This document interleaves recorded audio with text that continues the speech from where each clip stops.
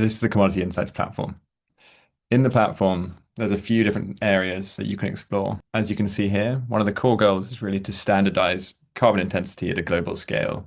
So we've mapped carbon intensity across all facilities globally and dependent on mechanism eligibility. So across different commodities, such as cement or ammonia, you can see which facilities actually sit below benchmarks, what the latest news is, to understand how policy is affecting decarbonization.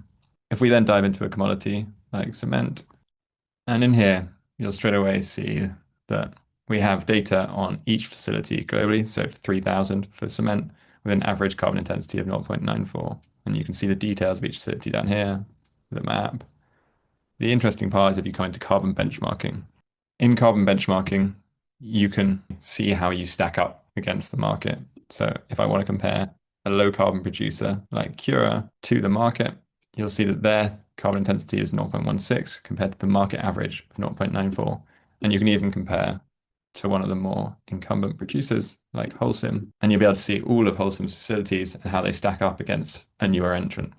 Skipping over to ammonia to try out some of the other features, it's also a great way for buyers to be able to source lower carbon supply. In terms of the market, it's an incredibly opaque market, so it's hard to find or understand where lower carbon supply sits. With this map, you can sort of source exactly what carbon intensity is there, and you can also filter depending on mechanisms, so say RFMBO, looking what's below that threshold.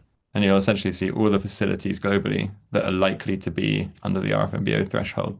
You can also filter by other attributes, such as your own carbon intensity that you're looking for. So if you're looking for a carbon intensity below 0.7, you can find it in here. Finally, a few other details. There's also a lot of offtake data that we've tracked across the market and mapped against carbon intensity. You can see who's buying in the market, who are the major buyers, who are they buying from, and also what are the volumes looking like, whether they're increasing year on year.